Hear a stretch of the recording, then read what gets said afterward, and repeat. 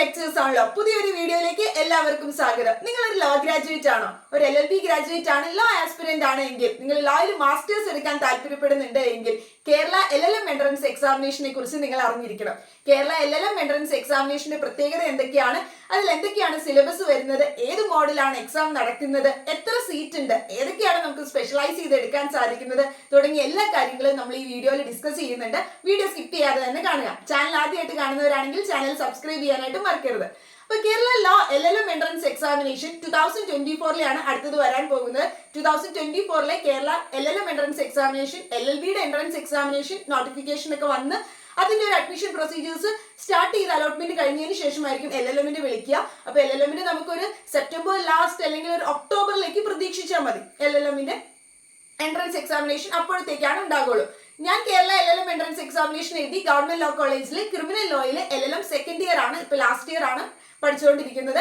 അപ്പൊ Kerala LLM entrance എക്സാമിനേഷനിൽ എന്തൊക്കെയാണ് syllabus വരുന്നത്, എന്തൊക്കെയാണ് എലിജിബിലിറ്റി, എന്തൊക്കെയാണ് നമ്മൾ ആദ്യം നോക്കുന്നത്. ഇപ്പൊ കേരള LLM എൻട്രൻസ് എക്സാമിനേഷൻ കൂടാതെ തന്നെ നിങ്ങൾക്ക് PG മാസ്റ്റേഴ്സിൽ എടുക്കാൻ വേണ്ടി, ലോ മാസ്റ്റേഴ്സിൽ നിങ്ങൾക്ക് മാസ്റ്റേഴ്സ് എടുക്കാൻ വേണ്ടിയിട്ട്, ലോയിൽ മാസ്റ്റേഴ്സ് എടുക്കാൻ വേണ്ടി നിങ്ങൾക്ക് ഹുസാറ്റിന്റെ എക്സാം ഉണ്ട്.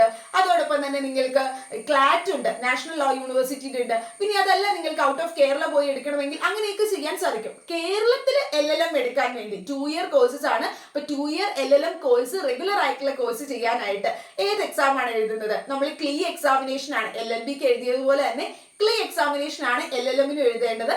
അപ്പൊ അതിൽ വരുന്ന സിലബസും കാര്യങ്ങളും ഒക്കെയാണ് നമ്മൾ നോക്കുന്നത്. ഇപ്പൊ കേരള LLM എൻട്രൻസ് എക്സാമിനേഷൻ അതിന്റെ എലിജിബിലിറ്റി വരുന്നത് നിങ്ങൾ ഒരു ഇന്ത്യൻ സിറ്റിസൺ ആയിരിക്കണം. ഇന്ത്യൻ സിറ്റിസണിൽ തന്നെ നിങ്ങൾ കേരള ഒറിജിൻ ഉള്ള ഒരു വ്യക്തിയാണ് എങ്കിൽ നിങ്ങൾക്ക് ബാക്കിയുള്ള ഫീസ് കൺസെഷൻസും അതുപോലെ തന്നെ റിസർവേഷൻസും ഒക്കെ ആപ്ലിക്കബിൾ ആവണമെങ്കിൽ നിങ്ങൾ കേരള ഒറിജിൻ ഉള്ള വ്യക്തിയാണെങ്കിൽ നിങ്ങൾക്ക് അങ്ങനെയുള്ള ഫീസ് കൺസെഷൻസും അതുപോലെ തന്നെ റിസർവേഷൻസും ഒക്കെ ആപ്ലിക്കബിൾ ആയി കിട്ടുള്ളൂ. പിന്നെ അതിന് വേണ്ടിയിട്ടുള്ള സർട്ടിഫിക്കറ്റ്സും കാര്യങ്ങളൊക്കെയാണ് നമ്മൾ ആപ്ലിക്കേഷൻ സമയത്ത് വെക്കേണ്ടത്. ഏതൊക്കെ സർട്ടിഫിക്കറ്റ്സ് ആണ് റിക്വയർഡ് ആയിട്ടുള്ളത് എന്നുള്ളത് നമ്മൾ അടുത്തൊരു വീഡിയോ ആയിട്ട് ചെയ്യാം. അപ്പൊ കേരള LLM എൻട്രൻസ് എക്സാമിനേഷന്റെ എലിജിബിലിറ്റി ക്രൈറ്റീരിയയിലേക്ക് വരുമ്പോഴേക്കും നമ്മൾക്ക് 50% മാർക്കാണ് വേണ്ടത്. LLBക്ക് നിങ്ങൾ ഒരു 3 ഇയർ LLB ആയിക്കോട്ടെ, 5 ഇയർ LLB ആയിക്കോട്ടെ, അതിൽ 50% മാർക്കോട് കൂടി LLB ഡിഗ്രി പാസ് ചെയ്തിട്ടുള്ള ഒരാൾക്ക് മാത്രമേ LLM മാസ്റ്റേഴ്സ് എടുക്കാനായിട്ട് സാധിക്കുകയുള്ളൂ. അപ്പൊ 50% മാർക്കോട് കൂടി നിങ്ങൾ മിനിമം 50% മാർക്ക് മതി. 50% മാർക്കോട് കൂടി നിങ്ങൾ LLB ഡിഗ്രി പാസ് ആയിട്ടുള്ള ഒരാളായിരിക്കണം. അതാണ് നിങ്ങളുടെ എലിജിബിലിറ്റി ആയിട്ട് പറയുന്നത്. ഇനി ഏജ് ബാർ ഒന്നുമില്ല. നിങ്ങൾക്ക് ഏത് ഏജിലുള്ളവർക്കും LLM കോഴ്സിന് വേണ്ടിയിട്ട് എൻട്രൻസ് എഴുതി LLM കോഴ്സ് ചെയ്യുവാനായിട്ട് സാധിക്കുന്നതാണ്. ക്ലീയുടെ എക്സാം പോലെ തന്നെയാണ് CBT എക്സാം ആണ്, കമ്പ്യൂട്ടർ ബേസ്ഡ് ആയിട്ടുള്ള എക്സാം ആണ്. 2 hours ഉള്ള 120 മിനിറ്റ് ഉള്ള 2 മണിക്കൂറുള്ള എക്സാമിനേഷൻ ആയിരിക്കും. ഒബ്ജക്റ്റീവ് ടൈപ്പ് ആയിട്ടുള്ള ക്വസ്റ്റ്യൻസ് ആണ്, MCQ ക്വസ്റ്റ്യൻസ് ആയിരിക്കും. 4 ഓപ്ഷൻസ് വന്നിട്ടുള്ള ക്വസ്റ്റ്യൻസ് ആണ് തരുന്നത്.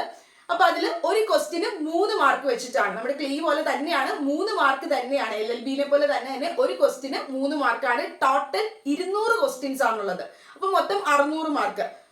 ഒരു ക്വസ്റ്റിന് 3 മാർക്ക് വെച്ചാണ്. നെഗറ്റീവ് മാർക്കും ഉണ്ട്, അതും ശ്രദ്ധിക്കുക. -1 നെഗറ്റീവ് ഉണ്ട്. അപ്പൊ തെറ്റായ ഉത്തരങ്ങൾ എഴുതിയാൽ -1 നെഗറ്റീവും വരുന്നതാണ്. ഇനി ഇതിൽ ഏതൊക്കെ കോഴ്സാണ് നമുക്ക് ചെയ്യാൻ സാധിക്കുന്നത്? മുഴുവനായും 4 ഗവൺമെന്റ് ലോ കോളേജസിൽ, നമ്മുടെ കേരളത്തിലെ 4 government law college, Trivandrum, Ernakulam, Calicut, Thrissur, 4 government law കോളേജസിലും LLM കോഴ്സസ് പ്രൊവൈഡ് ചെയ്യുന്നുണ്ട്.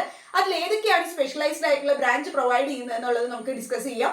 അപ്പൊ ഈ 4 ഗവൺമെന്റ് ലോ കോളേജിലും കൂടി 55 സീറ്റാണുള്ളത്. മെറിറ്റ് സീറ്റ് 55 സീറ്റുകളാണ് ഉള്ളത്. ലിമിറ്റഡ് സീറ്റ് ആണ്.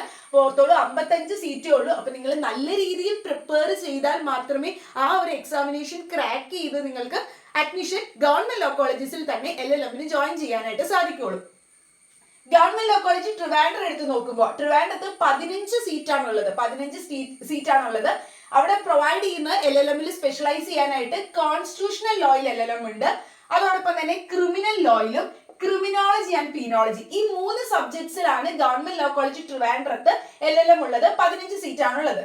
Constitution law, criminal law, criminology and penology. ഇനി ഗവൺമെന്റ് ലോ കോളേജ് എറണാകുളം, ഞാൻ ഇവിടെയാണ് LLM ചെയ്യുന്നത്. 15 സീറ്റാണ് ഇവിടെ ഉള്ളത്. പിന്നെ എക്സ്ട്രാ 1 സീറ്റ് ബ്ലൈൻഡ് ആയിട്ടുള്ള ഒരു വ്യക്തിക്ക് റിസർവ് ചെയ്ത് ഗവൺമെന്റ് ലോ കോളേജ് എറണാകുളത്തുണ്ട്. അപ്പൊ 15 സീറ്റുകളാണ് ഗവൺമെന്റ് ലോ കോളേജ് എറണാകുളത്തുള്ളത്. കൊമേഴ്ഷ്യൽ ലോയും ക്രിമിനൽ ലോയും ആണ് ഉള്ളത്. ക്രിമിനൽ ലോ ആണ് ഞാൻ ഓപ്റ്റ് ചെയ്തേക്കുന്നത്.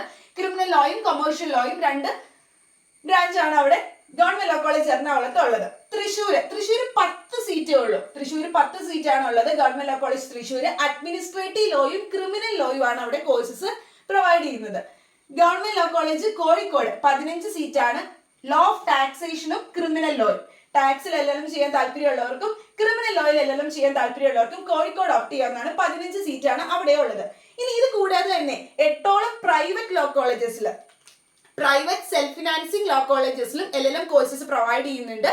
അപ്പൊ അവിടെ ഏതൊക്കെയാണ് സീറ്റ്, ഈ കമ്പയർഡ് ടു ഈ 15 സീറ്റ് വെച്ച് നോക്കുമ്പോൾ നമ്മൾ പ്രൈവറ്റ് ലോ കോളേജസ് എടുക്കുമ്പോഴേക്കും കുറച്ചും കൂടി നമ്പർ ഓഫ് സീറ്റ്സ് ഉണ്ടാകും. അപ്പൊ അതിൽ ഏതൊക്കെയാണ് കോഴ്സസ്, കൊമേഴ്ഷ്യൽ ലോ ഉള്ളിടത്തുണ്ട്, മാരിടൈം ലോ ഉള്ളു, അതോടൊപ്പം തന്നെ ചില സ്ഥലങ്ങളിൽ ക്രിമിനൽ ലോ ഉണ്ട്. അപ്പൊ അങ്ങനെ കോൺസ്റ്റിറ്റ്യൂഷനിൽ ഏതൊക്കെയാണ് ഓരോ പ്രൈവറ്റ് സെൽഫ് ഫിനാൻസ് ലോ കോളേജസിലും ഉള്ള സബ്ജക്ട്സ് എന്ന് നമ്മൾ മറ്റൊരു വീഡിയോ ആയിട്ട് ഡിസ്കസ് ചെയ്യുന്നതായിരിക്കും. ഇനി അതല്ല, നിങ്ങൾക്ക് ce.kerala.gov.in പോയി നോക്കി പ്രോസ്പെക്ടസ് എടുത്ത് നോക്കിയാൽ നിങ്ങൾക്ക് ഇൻ ഡീറ്റെയിൽ ആയിട്ട് കാണാൻ സാധിക്കുന്നതുമാണ്. ഏതൊക്കെയാണ് ഈ 8 പ്രൈവറ്റ് ലോ കോളേജസിലുള്ള LLMന്റെ സ്പെഷ്യലൈസ് ചെയ്യാൻ പറ്റുന്ന ബ്രാഞ്ചസ് ഏതൊക്കെയാണ്, എത്രയൊക്കെയാണ് സീറ്റ് ഉള്ളതെന്ന് നിങ്ങൾക്ക് ഇൻ ഡീറ്റെയിൽ ആയിട്ട് കാണാൻ പറ്റുന്നതാണ്. നമുക്കൊരു വീഡിയോ ആയിട്ട് അടുത്ത് തന്നെ ചെയ്യാം. അപ്പൊ ഞാൻ പറഞ്ഞു, CBT മോഡ് എക്സാമിനേഷൻ ആണ്, ഒബ്ജക്റ്റീവ് ടൈപ്പ് ആയിട്ടുള്ള എക്സാം ആണ്, 120 മിനിറ്റ് ആണ്, 2 മണിക്കൂർ നീണ്ട എക്സാം. 3 മാർക്കാണ് കറക്റ്റ് ആൻസേഴ്സിന്, നെഗറ്റീവ് മാർക്ക് -1 ഉണ്ട്. ഇനി ഇതിന്റെ സിലബസിലേക്കാണ് വരുന്നത്. മെയിൻ പാർട്ട് സിലബസ് ആണ് നമ്മൾ ഡിസ്കസ് ചെയ്യുന്നത്. സിലബസ് എന്ന് പറയുമ്പോൾ നമ്മളറിയാം LLBക്ക് കുറേ ലോ സബ്ജക്ട്സ് നമ്മൾ പഠിച്ചു, ഒത്തിരി ലോ സബ്ജക്ട്സ് പഠിക്കുകയും അതുപോലെ തന്നെ നമ്മൾ മൂഡ് കോട്ട് ചെയ്യുകയും ഒക്കെ ചെയ്തതാണ്. അപ്പൊ അതില് നമ്മൾ ക്രിസ്റ്റലൈസ് ചെയ്ത് 10 ലോ സബ്ജക്ട്സ്, ഈ 10 ലോ സബ്ജക്ട്സിൽ നിന്നാണ് LLM entrance examination, Kerala law entrance എക്സാമിനേഷന് ക്വസ്റ്റ്യൻസ് വരുന്നത്. ഇതാണ് അതിന്റെ സിലബസ് പറയുന്നത്. അല്ലാതെ നമുക്ക് ലോജിക്കൽ റീസണിങ്ങോ ഇംഗ്ലീഷോ അങ്ങനെയൊന്നും നമ്മൾ LLB എൻട്രൻസ് എക്സാമിനേഷൻ എഴുതിയ പോലെ LLMന്റെ എൻട്രൻസ് ഇല്ല. ലോ സബ്ജക്ട്സ് മാത്രം കോൺസെൻട്രേറ്റ് ചെയ്തിട്ടാണ്. അപ്പൊ ലോ സബ്ജക്ട്സ് കോൺസെൻട്രേറ്റ് ചെയ്തിട്ട് വരുന്നത് പാർട്ട് എ, പാർട്ട് ബി, ഇങ്ങനെ 2 പാർട്ടുകളായിട്ടാണ് ക്വസ്റ്റ്യൻ ചോദിക്കുന്നത്. ഇവിടെ 3 മാർക്കായിട്ട് ഒരു ക്വസ്റ്റ്യൻ മാർക്ക് വരുമ്പോൾ തന്നെ അവിടെ ക്വസ്റ്റ്യൻ ചോദിക്കുന്ന പാറ്റേൺ ഇങ്ങനെയാണ്. ആദ്യം A പാർട്ട്, പിന്നീട് B പാർട്ട്, അങ്ങനെ 2 പാർട്ടുകളായിട്ടാണ് അവിടെ ക്വസ്റ്റ്യൻ പേപ്പർ തന്നെ ഉള്ളത്. അപ്പൊ പാർട്ട് എയിൽ വരുന്നത് മെയിൻ ആയിട്ടുള്ള 4 സബ്ജക്ട്സ് ആണ്. Jurisprudence, constitutional law, law of crimes, law of contract. ഇത് 4ൽ നിന്നും 25 മാർക്കിന്റെ ക്വസ്റ്റ്യൻസ്, 25ഓളം ക്വസ്റ്റ്യൻസ് വെച്ചിട്ടാണ് വരുന്നത്. 25 ക്വസ്റ്റ്യൻസ് ആണ് വരുന്നത്. ജൂറിസ്പ്രുഡൻസിൽ നിന്ന് 25 ക്വസ്റ്റ്യൻസ്, കോൺസ്റ്റിറ്റ്യൂഷണൽ ലോയിൽ നിന്ന് 25 ക്വസ്റ്റ്യൻസ്, ലോ ഓഫ് ക്രൈംസ് അതിൽ നിന്ന് 25 ക്വസ്റ്റ്യൻസ്, കോൺട്രാക്റ്റിൽ നിന്ന് 25 ക്വസ്റ്റ്യൻസ്. അപ്പൊ ഇത് രണ്ടും, ഈ 4 പോർഷൻസും അല്ലെങ്കിൽ ഈ 4 ലോ സബ്ജക്ട്സും നമ്മൾ മേജർ ആയിട്ട് കോൺസെൻട്രേറ്റ് ചെയ്യേണ്ട ഇമ്പോർട്ടന്റ് ആയിട്ടുള്ള സബ്ജക്ട്സ്. ഇതിൽ നിന്നാണ് 25 വെച്ച് മാർക്കിന്റെ 25 ക്വസ്റ്റ്യൻസ് വരുന്നത്. സോറി, നമ്പർ ഓഫ് ക്വസ്റ്റ്യൻസ് 25 വെച്ച് വരുന്നത്. അപ്പൊ അതിൽ ഒരു ക്വസ്റ്റ്യന് 3 മാർക്ക് വെച്ച് വരും. അങ്ങനെ അപ്പൊ ടോട്ടൽ A പാർട്ടില് 100 ക്വസ്റ്റ്യൻസ് ആണ് A പാർട്ടിൽ വരുന്നത്. ഇനി B പാർട്ടിലേക്ക് വരുമ്പോൾ അതർ ലോ സബ്ജക്ട്സിലേക്ക് വരികയാണ്. പാർട്ട് ബിയിലേക്ക് വരുമ്പോൾ പബ്ലിക് ഇന്റർനാഷണൽ ലോ, അതിൽ നിന്ന് 20 മാർക്സ് അല്ലെങ്കിൽ 20 ക്വസ്റ്റ്യൻസ് ആണ് വരുന്നത്. അഡ്മിനിസ്ട്രേറ്റീവ് ലോയിൽ നിന്നും 20 ക്വസ്റ്റ്യൻസ് ആണ് വരുന്നത്. ലോ ഓഫ് പ്രോപ്പർട്ടിയിൽ നിന്നും 20 ക്വസ്റ്റ്യൻസ് ആണ്. കമ്പനി ലോ അതിൽ നിന്നും 20 ക്വസ്റ്റ്യൻസ് ഉണ്ട്. ഇനി ഇന്റർപ്രിട്ടേഷൻ ഓഫ് സ്റ്റാറ്റ്യൂട്ടും ലോ ഓഫ് ടോട്ടും, ഇത് രണ്ടിൽ നിന്നും 10 ക്വസ്റ്റ്യൻസ് വെച്ചാണ് വരുന്നത്. ഇന്റർപ്രിട്ടേഷൻ ഓഫ് സ്റ്റാറ്റ്യൂട്ടിൽ നിന്നും 10 ക്വസ്റ്റ്യൻ, ടോർട്ടിൽ നിന്നും 10 ക്വസ്റ്റ്യൻസ് ആണ്. അപ്പൊ ഈ ഒരു പാർട്ട് എടുക്കുമ്പോൾ നമ്മൾ ഒരുപാട് സബ്ജക്ട്സ് ഉള്ളതായിട്ട് തോന്നിയാലും ഇവിടെ നിന്നും എത്ര വരുന്നുള്ളൂ, 100 ക്വസ്റ്റ്യൻസ് ഉള്ളൂ. അപ്പൊ ടോട്ടൽ 200 ക്വസ്റ്റ്യൻസ്, ഇവിടെ നിന്നും 100 ക്വസ്റ്റ്യൻസ്, പാർട്ട് ബിയിൽ നിന്നും 100 ക്വസ്റ്റ്യൻസ്, അങ്ങനെ മുഴുവൻ 200 ക്വസ്റ്റ്യൻസ് ആണ്. 200 ക്വസ്റ്റ്യൻസിന് 3 മാർക്ക് വെച്ചാകുമ്പോൾ 600, ടോട്ടൽ 600ൽ നിന്നാണ് മാർക്ക് വരുന്നത്. ഇനി എങ്ങനെയാണ് ഇതിന്റെ ഒരു പേയ്മെന്റ്, നമ്മൾ ഈ ഒരു എൻട്രൻസ് എക്സാമിനേഷൻ എഴുതാനായിട്ട് ആപ്ലിക്കേഷൻ ഫീസ് എങ്ങനെയാണെന്നാണ് നോക്കുന്നത്. ജനറൽ ആൻഡ് SCBC കാറ്റഗറിക്ക് 840 രൂപയാണ് ആപ്ലിക്കേഷൻ ഫീസ് ആയിട്ട് കൊടുക്കേണ്ടത്. നമ്മൾ ഓൺലൈൻ ആയിട്ട് തന്നെയാണ് ce.kerala.gov.in സൈറ്റിൽ നമ്മൾ പ്രോസ്പെക്ടസ് വന്ന് നോട്ടിഫിക്കേഷൻ വരുന്ന സമയത്ത് നമ്മൾ സൈറ്റ് വഴിയായിട്ട് തന്നെ ഓൺലൈൻ ആയിട്ടാണ് അപ്ലൈ ചെയ്യേണ്ടത്. നമ്മൾ LLBക്ക് അപ്ലൈ ചെയ്ത പോലെ തന്നെ ഓൺലൈൻ ആയിട്ട് അപ്ലൈ ചെയ്യുകയും ഫീസ് ഓൺലൈൻ ആയിട്ട് പേയ്മെന്റ് ചെയ്യുകയൊക്കെയാണ് ചെയ്യേണ്ടത്. ജനറൽ SCBC കാറ്റഗറിയിൽ വരുന്നവർക്കൊക്കെ 840 രൂപയാണ് ആപ്ലിക്കേഷൻ ഫീസ്. SC/ST കാറ്റഗറിയിൽ വരുന്നവർക്ക് 420 രൂപയാണ് ആപ്ലിക്കേഷൻ ഫീസ് ആയിട്ട് വരുന്നത്. അപ്പൊ ഇതാണ് LLM Kerala entrance, Kerala LLM എൻട്രൻസിനെ കുറിച്ചുള്ള ഒരു ഓവറോൾ പിക്ചർ എന്ന് പറയുന്നത്. ഇനി പ്രൈവറ്റ് ലോ കോളേജസിൽ ഒരുപാട് പ്രൈവറ്റ് ലോ കോളേജസ് ഉണ്ട്. ട്രിവാൻഡ്രം ആണെങ്കിലും എറണാകുളത്താണെങ്കിലും ശ്രീനാരായണ ലോ കോളേജ്, പൂത്തോട്ട, ഭാരത് മാത, ഇങ്ങനെ ഒരുപാട് പ്രൈവറ്റ് സെൽഫ് ഫിനാൻസ് 8ഓളം പ്രൈവറ്റ് സെൽഫ് ഫിനാൻസ് ലോ കോളേജസിലും ഇതുപോലെ തന്നെ LLM കോഴ്സസ് പ്രൊവൈഡ് ചെയ്യുന്നുണ്ട്. അത് ഏതൊക്കെയാണ് ഓരോ കോളേജിലും പ്രൊവൈഡ് ചെയ്യുന്നത് എന്നുള്ളത് അടുത്ത വീഡിയോ ആയിട്ട് നമുക്ക് ഡിസ്കസ് ചെയ്യാം.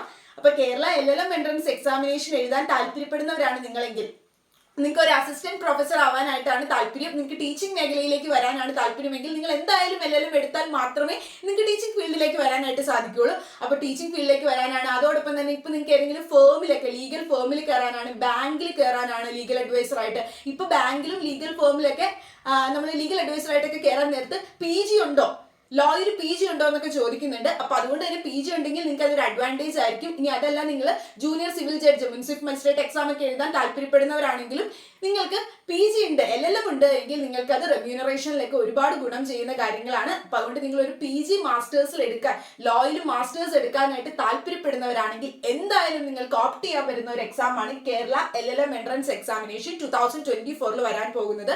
നമുക്കറിയാം സീറ്റിന്റെ നമ്പർ, മെറിറ്റ് സീറ്റ് വളരെ കുറവാണ്, 55 സീറ്റേ ഉള്ളൂ. അപ്പൊ നിങ്ങൾക്ക് ആ ഒരു ഗവൺമെന്റ് ലോ കോളേജിൽ തന്നെ കിട്ടുകയാണെങ്കിൽ നിങ്ങൾക്ക് അവിടെ ഫീസ് ഒക്കെ വളരെ കുറവായിരിക്കും. അപ്പൊ അത്രയും ഫീസ് കുറഞ്ഞ് നിങ്ങൾക്ക് പഠിക്കാൻ പറ്റും. നിങ്ങൾക്ക് ഒരു ഫിനാൻഷ്യൽ ആയിട്ടുള്ള ഒരു ബേർഡൻ ഉണ്ടാകില്ല. LLB കഴിഞ്ഞതിന് ശേഷം LLM നിങ്ങൾക്ക് ഗവൺമെന്റ് ലോ കോളേജിൽ പഠിക്കുമ്പോൾ ആ ഫിനാൻഷ്യൽ ബേർഡൻ നിങ്ങൾക്ക് ഒഴിവാക്കാനായിട്ട് സാധിക്കും. പ്രൈവറ്റിലാവുമ്പോൾ നിങ്ങൾക്ക് ഫീസ് കൊടുത്ത് പഠിക്കേണ്ടി വരും.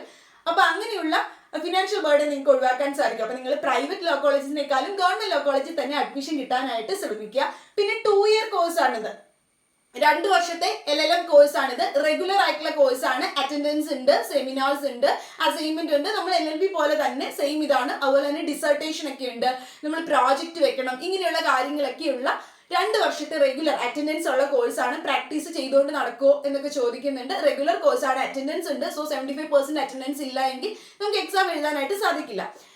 റെഗുലർ ആയിട്ടുള്ള കോഴ്സ് ആയതുകൊണ്ട് തന്നെ പിന്നെ നിങ്ങൾ 2 ഇയർ LLM എടുക്കുകയായിരിക്കും കുറച്ചും കൂടി പ്രിഫർ ചെയ്യുന്നത് നല്ലതെന്നാണ് ഞാൻ എൻ്റെ പേഴ്സണൽ ഒപ്പീനിയൻ പറയുള്ളൂ. കാരണം നമുക്കറിയാം 2 ഇയർ LLM ആകുമ്പോൾ നമുക്കിപ്പോൾ ടീച്ചിങ്ങിനൊക്കെ ആണെങ്കിലും 2 ഇയർ LLM എടുക്കുകയാണെങ്കിൽ നമുക്കത് ഉറപ്പാണ്, ഒരു ഷുവർട്ടി ഉണ്ട്. കാരണം 1 ഇയറിൽ ഇപ്പോൾ എന്തെങ്കിലും ഒരു കേസൊക്കെ വന്ന് പ്രശ്നങ്ങളൊക്കെ നടന്ന് ഈ പറയുന്ന 1 ഇയർ LLM എന്തെങ്കിലും റെട്രോസ്പെക്റ്റീവ് എഫക്റ്റ് വരുമെന്നൊന്നും നമുക്ക് അറിയില്ല. അപ്പം അതുകൊണ്ട് തന്നെ 1 ഇയർ LLM-നേക്കാളും നിങ്ങൾക്ക് പുറത്തൊക്കെ പോയ 1 ഇയർ LLM എടുക്കാം. നിങ്ങൾ ടീച്ചിങ് ഒക്കെ പ്രിഫർ ചെയ്യുന്നവരാണെങ്കിൽ എന്തായാലും 2 ഇയർ LLM എടുക്കുന്നതായിരിക്കും നല്ലത്.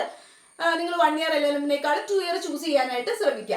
അപ്പോൾ 2 ഇയർ LLM-ൽ കോഴ്സസ് ഏതൊക്കെയാണുള്ളത് ഗവൺമെന്റ് ലോ കോളേജസിൽ നമ്മൾ ഡിസ്കസ് ചെയ്തു, സിലബസ് ഡിസ്കസ് ചെയ്തു. ഇനി പറയാനുള്ളത് ഗവൺമെന്റ് ലോ കോളേജസിൽ നിങ്ങൾക്ക് അഡ്മിഷൻ എടുക്കാൻ താല്പര്യമുള്ളവരാണ്, നിങ്ങൾ ഗവൺമെന്റ് ലോ കോളേജിൽ LLM എടുക്കാൻ താല്പര്യമുള്ളവരാണ് എങ്കിൽ നമ്മൾ LLM-ന് എൻട്രൻസ് കോച്ചിങ് പ്രൊവൈഡ് ചെയ്യുന്നുണ്ട്. 30th ക്ലാസ് സ്റ്റാർട്ട് ചെയ്യാനായിട്ട് ഉദ്ദേശിക്കുന്നത്. അപ്പോൾ ഈ ഒരു ജൂലൈ 30th ക്ലാസ് സ്റ്റാർട്ട് ചെയ്യും. അപ്പൊ നിങ്ങൾക്ക് ആർക്കെങ്കിലും ഈ പറയുന്ന കേരള LLM എൻട്രൻസ് കോച്ചിങ്ങിന് ചേരാൻ താല്പര്യമുള്ളവരാണ് എങ്കിൽ ഈ ഒരു കോഴ്സിന് ജോയിൻ ചെയ്യാൻ സാധിക്കുന്നതാണ്. നമ്മൾ എക്സാം വരെയാണ് കോച്ചിങ് പ്രൊവൈഡ് ചെയ്യുന്നത്.